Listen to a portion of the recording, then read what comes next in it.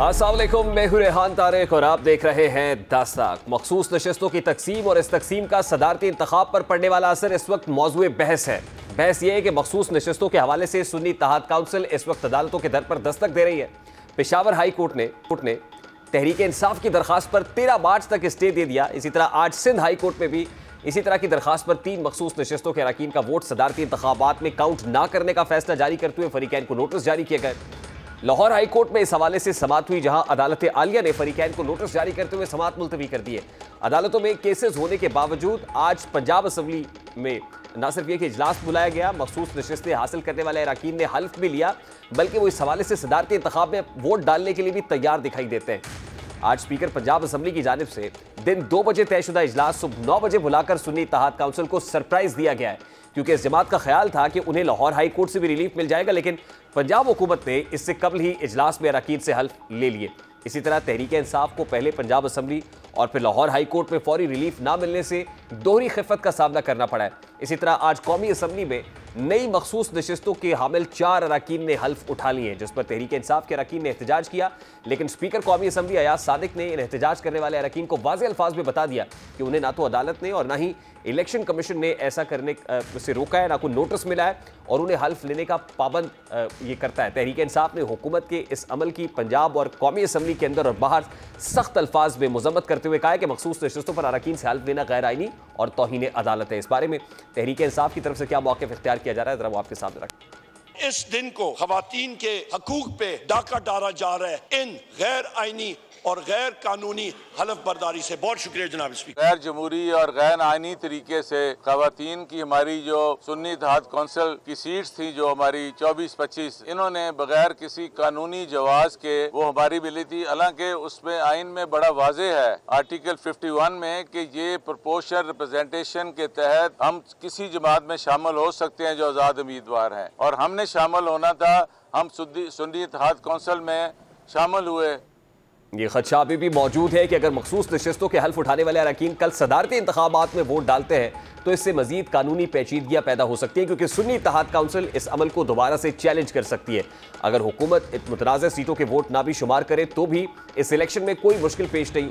इसके अलावा कल एक नई पेशरफ्त ने आसिफ जरदारी की सदारती इंतखाब में पोजीशन और मुस्तहकम कर दी है, क्योंकि MKM जो पहले रूठी हुई थी लेकिन रात गए, उन्होंने भी आसिफ अली जरदारी को सदारती इंतखाबात में वोट देने का ऐलान कर दिया है। हम पाकिस्तान के शुक्रगुजार हैं। माजी में भी इनकी जमात ने ही जब पहली बार सदर जरदारी सदर पाकिस्तान बना तो ये मुतालबा MQM पाकिस्तान ने किया।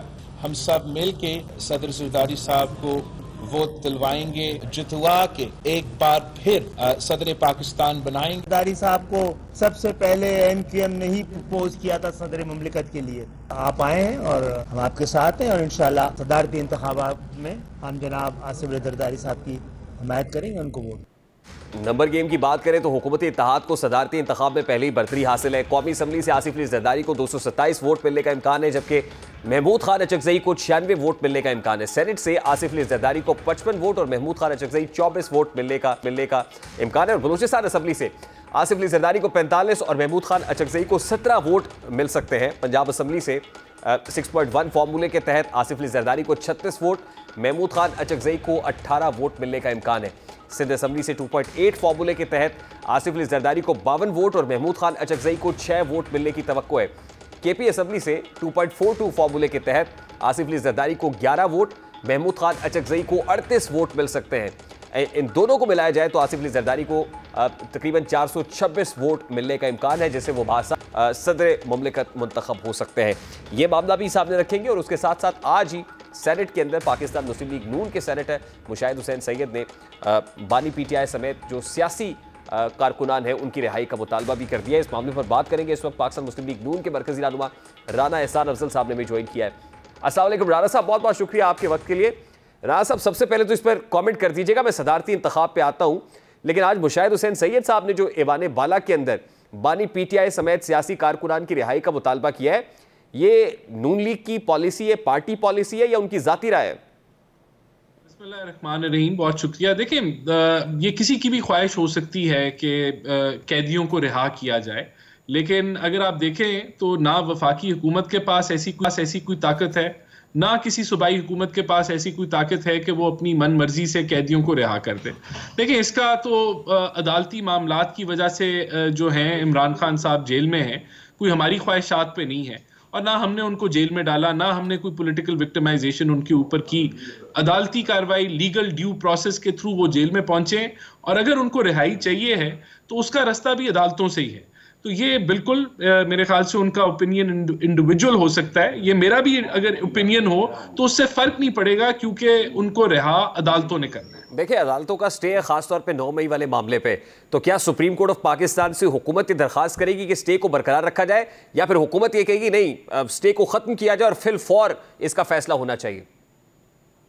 देखिए, हम तो समझते हैं कि 9 मई पाकिस्तान के अंदर एक बदतरीन सानहा था, और इसके जो किरदार इसकी प्लानिंग में, इसकी एग्जीक्यूशन में, इसकी अबेटमेंट में थे मुलव्विस, उनको कड़ी से कड़ी सजा मिलनी चाहिए। तो ये ज़रूर है कि इसके ऊपर डिले बहुत हो गया है और जुडिशल डिले है, तो वहाँ जो है चीज़ें एक्सपेडाइटली तेज़ी से आगे बढ़नी चाहिए। तो हम तो नहीं समझते कि कोई भी आदमी जो 9 मई के अंदर मुलव्विस है उसकी कोई माफ़ी तलाफ़ी होनी चाहिए। ये अगर हमने इसको सीरियसली ना लिया तो पाकिस्तान एनआरकी की तरफ जाएगा। ये तो बात तो तहरीक इंसाफ करती है कि जो 9 मई में मुलव्विस है उनको कैफे किरदार तक पहुंचाए, लेकिन जुडिशियल इंक्वायरी करें। पहले आप ये तयन कर लें कि कौन इसमें मुलव्विस है, इसका मास्टरमाइंड कौन है, किसने किया है, फिर आप जरूर जो कार्रवाई बनती है वो करें। लेकिन जब अदालतों में चीजें जाती हैं तो वो जुडिशियल इंक्वायरी की ही शक्ल इख्तियार कर लेती हैं, क्योंकि जुडिशरी ही अदालत का ट्रायल चला रही होती है और उसके अंदर एविडेंस बेस्ड मामलात आगे बढ़ते हैं। देखिए, मिलिट्री कोर्ट में ट्रायल है, इस पे सुप्रीम कोर्ट ऑफ पाकिस्तान ने स्टे दे रखा है, मामला तो मिलिट्री कोर्ट का है। नहीं, देखिए, मेरे ख्याल से तो ये चीजें आगे बढ़नी चाहिए, रुकनी नहीं चाहिए। यानी हुकूमत मुतालबा करेगी कि स्टे को फिलफौर खत्म किया जाए सुप्रीम कोर्ट ऑफ पाकिस्तान से? देखिए, ये तो हमारी लीगल टीम तय करेगी, लेकिन मैंने आपको अपना ओपिनियन बता दिया कि मैं समझता हूँ चीजें आगे बढ़नी चाहिए, स्टेज के साथ रुकनी नहीं चाहिए। आने वाले दिनों में सख्ती बढ़ेगी 9 मई के मुल्जिमान पर? बिल्कुल बढ़नी चाहिए। पहले भी कोई रियायत नहीं होनी चाहिए थी 9 मई के मुल्जिमान के साथ या जो लोग उसके अंदर मुलव्विस हैं। तो मैं समझता हूं कि इसको सीरियसली लेना पड़ेगा। आज सेनेटर मुशाहिद हुसैन सैयद ने यह भी कहा कि मखसूस नशिस्तें भी सुन्नी इत्तेहाद काउंसिल का या तहरीक इंसाफ का इस्तेहकाक था, वो भी उनको वापस देनी चाहिए। तो आप भी यही राय रखते हैं जैसे आप 9 मई वाले मामले पे कह रहे हैं कि वो बात दुरुस्त है? देखिए, बिल्कुल हमारी पार्टी का स्टांस इसमें क्लियर है। हम समझते हैं कि जिन लोगों ने जो है इलेक्शन नहीं लड़ा अगर एक जमात में, और उस जमात ने कोई रिजर्व सीट्स अपनी नहीं सबमिट कराई और कोई नॉमिनेशन पेपर्स, कोई स्क्रूटनी नहीं कराई, तो फिर उनका हक था कि उनको नॉमिनेशन जो रिजर्व सीट्स हैं वो मिले। फिर उन लोगों ने, उन जमातों ने जिन्होंने ये सारी जो रिक्वायरमेंट्स हैं पूरी की हैं, वो उनके अंदर डिस्ट्रीब्यूट हो जानी चाहिए। बहरहाल इसका फैसला हमारी ख्वाहिशात के मुताबिक नहीं होना, फैसला कानून के मुताबिक होना है। और नहीं, लेकिन आपने भी तो उन नशिस्तों को ग्रैब करने में इतनी जल्दी की कि आज पंजाब असेंबली का सेशन जो 2 बजे था 9 बजे सुबह इसलिए कर लिया गया कि कहीं लाहौर हाई कोर्ट इसके ऊपर स्टे ना दे दे। देखिए, बिल्कुल हम तो समझते हैं कि हमारी पार्टी में स्ट्रेंथ जो है इन सीटों के साथ बढ़ेगी। तो मॉरली जस्टिफाई कैसे करेंगे सर आप इसको कि किसी की सीटें आप लेके अपनी स्ट्रेंथ बढ़ा रहे हैं? मॉरली जस्टिफाइड है ये? नहीं, देखिए, हमने जो है अपनी मर्जी से तो ये सीटें नहीं लेनी ना। कानून कायदे के मुताबिक अगर हमें मिली तो तभी हम लेंगे ना। तो अगर हमें कानून कायदे के मुताबिक मिली तो वो फिर मॉरली जस्टिफाइड नहीं है। अगर ये कानूनी तौर पे नहीं मिल सकी तो नहीं मिलेंगी। हम अदालतें जो फैसला करेंगी, जो कानून, जो ईसीपी फैसला करेगी, आखिर हम सारे उसके ताबे हैं ना। तो सर, आज सदारती उम्मीदवार का चुनाव हो जाता है, उसके लिए वो तमाम तर लोग जो मखसूस नशिस्तों पे आते हैं और बावजूद इसके कि अदालत का स्टे था, पेशावर हाई कोर्ट ने स्टे दे रखा था, अब जो लोग आएंगे और सदारती इंतखाब में हिस्सा लेंगे तो कल को आपको नहीं लगता ये सदारती इंतखाब कॉन्ट्रोवर्शियल हो जाएगा, चैलेंज हो जाएगा? देखिए, यहाँ तो एक जमात हर चीज़ को कंट्रोवर्शियल बनाने के जो है वो चक्कर में लगी हुई है। ये जमात जो है पाकिस्तान को ना माशी तौर पे स्टेबल देखना चाहती है, वो IMF को ख़त लिखती है, और ना वो जमात जो है पॉलिटिकल स्टेबिलिटी इस मुल्क में चाहती है, वो एनआरकी चाहती है। तो वो जो मर्जी करती रहे। वो अगर पेशावर हाई कोर्ट की ज्यूरिसडिक्शन पे पहले भी सवाल उठा था, अभी भी उठता है, वरना वो डायरेक्ट सुप्रीम कोर्ट जाते, लाहौर हाई कोर्ट में ना जाते। तो मेरे ख्याल से देखें, ये पॉलिटिक्स है। पॉलिटिक्स के अंदर कायदे कानून के मुताबिक अगर आप आगे बढ़ें तो उसमें कोई हर्ज नहीं है। आप उस जमात से मिसाक मफामत भी चाहते हैं और उसी जमात को पॉलिटिकली एलिनेट भी कर रहे हैं, पॉलिटिकली कॉर्नर्ड भी कर रहे हैं? देखें, हम कोई जोर जबरदस्ती से तो नहीं कर रहे ना, कायदे कानून के मुताबिक बातचीत कर रहे हैं। अगर कायदे कानून में इस चीज की गुंजाइश नहीं हुई तो हमें नहीं मिलेंगी सीट्स, अगर हुई तो मिल जाएंगी। वो लोग जिनको सर एमपी ऑर्डर्स के तहत गिरफ्तार किया गया, ये तो जुडिशियल ऑर्डर नहीं होता ना, ये तो एडमिनिस्ट्रेटिव ऑर्डर है, तो उसको तो आपको रिवर्स कर सकते हैं। अगर आप वाकई चाहते हैं कि मिसाक मफाहमत करें या सियासी कैदियों को रिहा करें, तो इसके ऊपर तो आपको एक कदम आगे बढ़ाना चाहिए। राना एहसान अफजल साहब, देखें, एमपीओ ऑर्डर्स के बाद जो गिरफ्तारी होती है वो भी अदालतों में जाती है, अदालतें बेल दे सकती हैं। लेकिन बिल्कुल आप ठीक कह रहे हैं कि हमारा, देखें, मरियम नवाज साहिबा ने भी कहा है कि पॉलिटिकल विक्टिमाइजेशन हमारा कोई इरादा नहीं है, ना हमारी ये सियासत है। लेकिन अगर आप कोई जो है वो सड़कों को ब्लॉक करेंगे, अगर आप पाकिस्तान को आगे बढ़ने से रोकेंगे, तो डेफिनेटली हम फिर एक स्ट्रिक्ट जो है वो स्टांस रखेंगे अपना।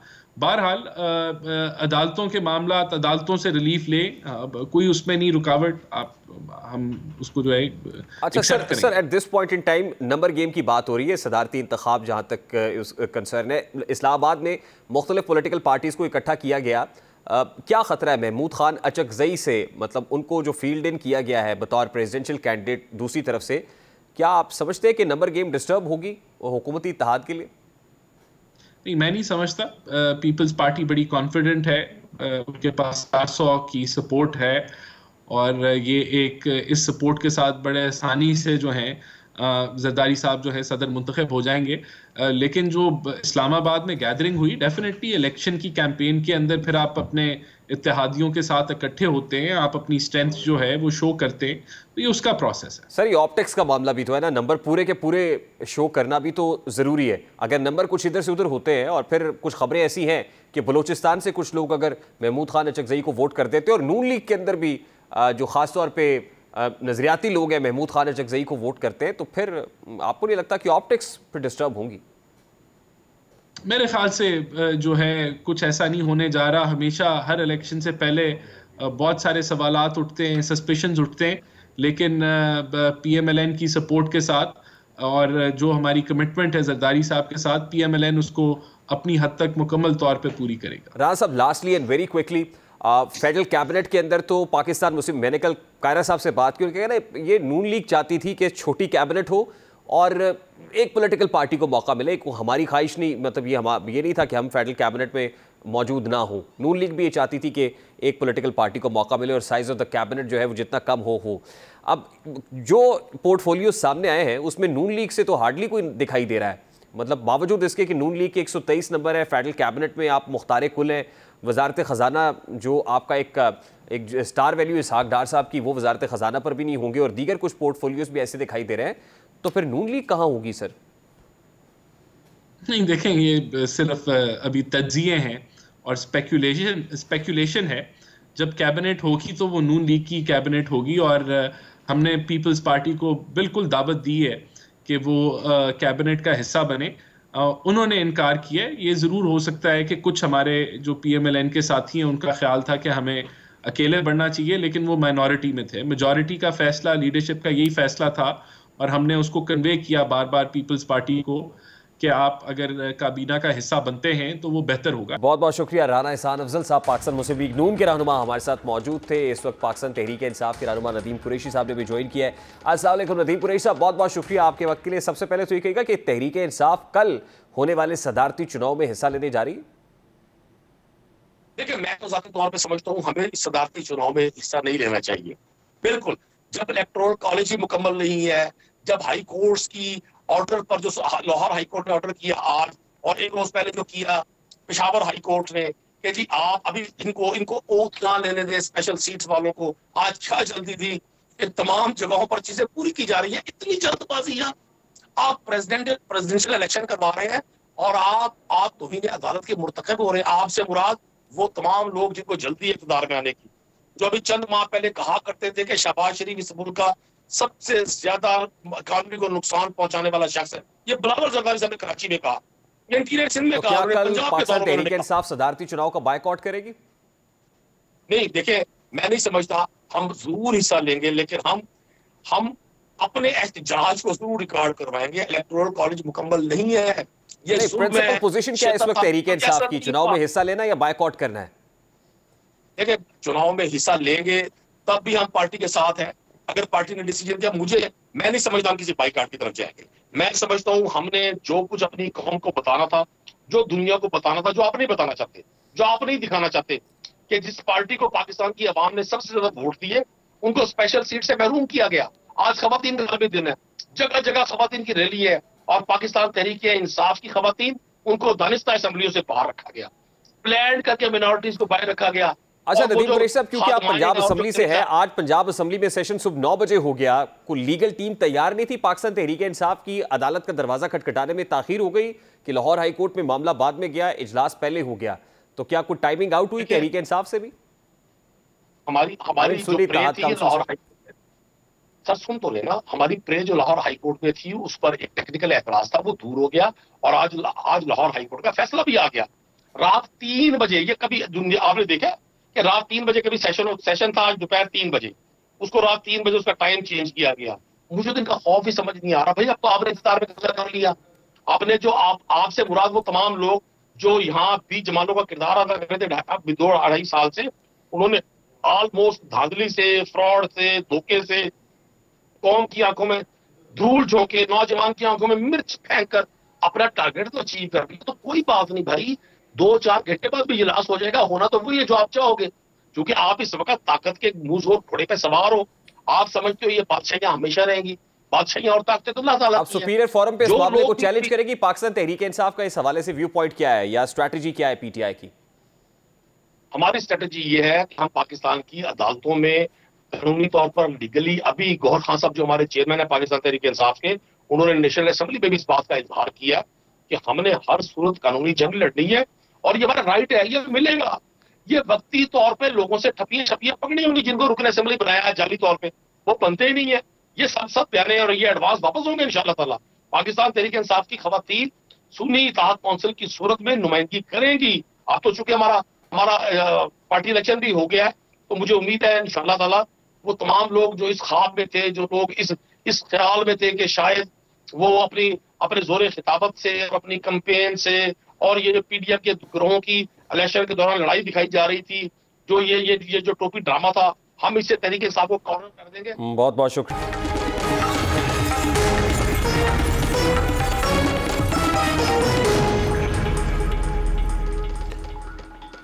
गुलामी नहीं आज़ादी, मौरूसी सियासत नहीं बल्कि मेरिट की बातें करने वाली जमात ने खैबर पख्तूनख्वा असेंबली में अपनी काबीना अरकान की अक्सरियत ऐसी रखी है कि इनमें से कई मारूफ सियासतदानों के भाई हैं या फिर रिश्तेदार हैं। इसके अलावा केपीके की बनने वाली 15 रुकनी कैबिनेट पर यह भी इल्ज़ाम है कि उनमें से अक्सरियत ने भारी रिश्वत के एवज़ वजारतें हासिल की हैं।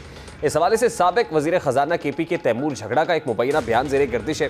नाम लगाया जा रहा है कि बानी तहरीक इंसाफ ने उनका नाम केपी वजारत ख़जाना के लिए फाइनल किया था, मगर 20 करोड़ रुपए देने से इनकार करने पर अली अमीन गंडापुर ने मेरा नाम फाइनल लिस्ट से निकाल दिया, जबकि वजारत देने के बदले मुझसे 20 करोड़ रुपए का मुतालबा किया गया और 24 घंटे का वक्त भी दिया गया था। उनका मुबैना तौर पर यह कहना था कि इसके लिए मुझे साफ साफ कहा गया, पार्टी फंड में 20 करोड़ जमा करा दिया, डी लिस्ट होने के लिए तैयार हो जाओ।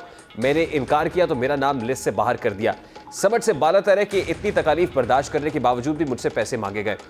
उन्होंने कहा कि अब तो ज़बान ज़द-ए-आम है कि खैबर पख्तूनख्वा में 10 करोड़ के लेकर वजारत हासिल कर सकते हैं, और पार्टी फंड और इमरान खान के कानूनी मामलात के नाम पर तमाम वज़रा से चंदा लिया गया है।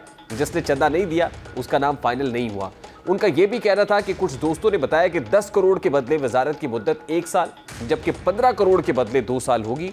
हर 2 साल बाद पार्टी फंड में चंदा देकर रिन्यूअल कराना होगा। और ये बयान तैमूर सलीम झगड़ा से मंसूब होकर इस वक्त सोशल मीडिया पर वायरल है, जिसकी सदाकत इस बात से भी अया होती है कि 15 रुकनी नौमुंतखब काबीना में कई वज़रा ऐसे हैं जो सिफारिश पर मुतय्यन किए गए। और मिसाल के तौर पर खैबर पख्तूनख्वा काबीना में रिश्तेदारों में बंदर बांट की गई है। सूबाई कैबिनेट में मरकजी कायदीन के रिश्तेदार शामिल होने में कामयाब हुए। सूबाई काबीना में उमर अयूब के चचाजाद अरशद अयूब शामिल है, जबकि साबिक स्पीकर कौमी असम्बली असद कैसर के छोटे भाई आकिबुल्ला भी काबीना में शामिल हैं। शहराम तरकई के भाई फैसल तरकई भी सूबाई कैबिनेट का हिस्सा है, जबकि साबिक वफाकी वजीर नूरुल हक कादरी के भतीजे अद्दान कादरी भी कैबिनेट में शामिल हैं। शेर अफजल मरवत के छोटे भाई खालिद लतीफ़ वज़ीर आला के मुशीर मुकर्रर हो गए हैं, जबकि कराची से मुजम्मिल असलम को भी वज़ीर आला का मुशीर मुकर्रर किया गया है। सूबाई काबीना में दीगर ख़वातीन को नज़रअंदाज करते हुए मिशाल आज़म को शामिल किया गया है। इसी हवाले से जब अली अमीन गंडापुर से सवाल किया तो उन्होंने इसका जवाब देते हुए कहा कि छोटी छोटी बातों पर हम पर तनकीद शुरू हो। किसी का भाई होना, रिश्तेदार होना गुनाह नहीं है। एक बंदा मेरिट पर है, आवाम के वोट पर जीत कर आता है, तो उसको मारूसी सियासत नहीं कह सकता है। मारूसी सियासत में दो पहलू हैं। एक है कि आप मेरिट के बगैर करें, एक है मेरिट। अब किसी का भाई होना, रिश्तेदार होना कोई गुनाह तो नहीं है। अगर एक बंदा मेरिट पे है, अवाम के वोट पे जीत के आता है, अवाम के मैंडेट से आता है, तो उसको आप मारूसी सियासत नहीं कह सकते। अब 24 बंदों में से 2-3 बंदों का आप नाम ले रहे हैं, तो मेरे ख्याल में वो लोग हैं जिन्होंने पार्टी के लिए बड़ी कुर्बानियां दी, और उन पार्टी की कुर्बानी की बुनियाद पे उन लोगों को मौका दिया गया कि क्योंकि एक कुर्बानी देने वाले लोग हैं तो आखिर टीम में डिलीवर करें। तो मेरे ख्याल में इस तरह की छोटी छोटी बातों पर इस तरह की जो तनकीद शुरू हो जाती है, मेरे ख्याल में इसी वजह से पाकिस्तान आगे नहीं बढ़ रहा। एक तरफ केपी कैबिनेट में नेपोटिज्म पर तनकीद हो रही है, तो दूसरी तरफ वो खत जो पाकिस्तान तहरीक इंसाफ की जानिब से IMF को लिखा गया था, ना सिर्फ ये कि IMF ने इस खत के वसूल होने की तस्दीक की है, बल्कि इस पे IMF ने रिस्पॉन्ड भी किया है। और IMF के रद्दअमल में ये कहना है कि IMF का डोमेन इकोनॉमिक है, हमारा किसी मुल्क के इंटरनल इशूज़ के साथ कोई लेना देना नहीं है। तो अगर ये कहा जाए कि इस पर साफ इनकार हो गया है, जो पाकिस्तान तहरीक इंसाफ IMF से चाह रही थी, अब वो ड्यू सपोर्ट या वो रिक्वायर्ड सपोर्ट IMF देने को तैयार नहीं है, तो ये कहना गलत नहीं होगा। तो क्या पाकिस्तान तहरीक इंसाफ ने खुद पाँव पे कुल्हाड़ी मारी है कि रियासती गैज़ो गज़ब का निशाना भी बनेंगे? इस हवाले से परेशानी भी उठाना पड़ेगी, और जो करना चाह रहे थे वो रिक्वायर्ड मकसद अचीव भी नहीं हो सका है।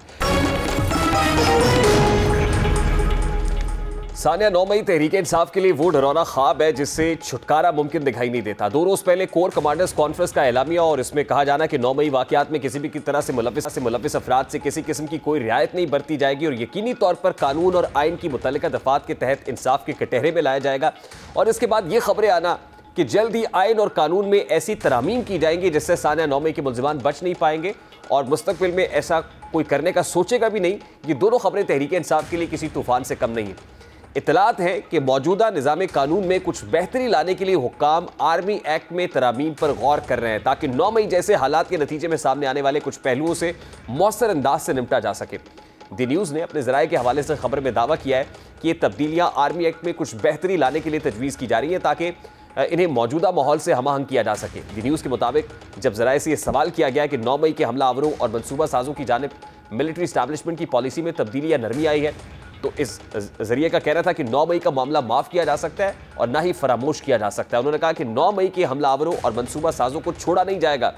कोर कमांडर्स कॉन्फ्रेंस के गुज़श्ता इजलास में जो मुशावरत की गई थी, उसमें इसी अज़्म का इजहार किया गया।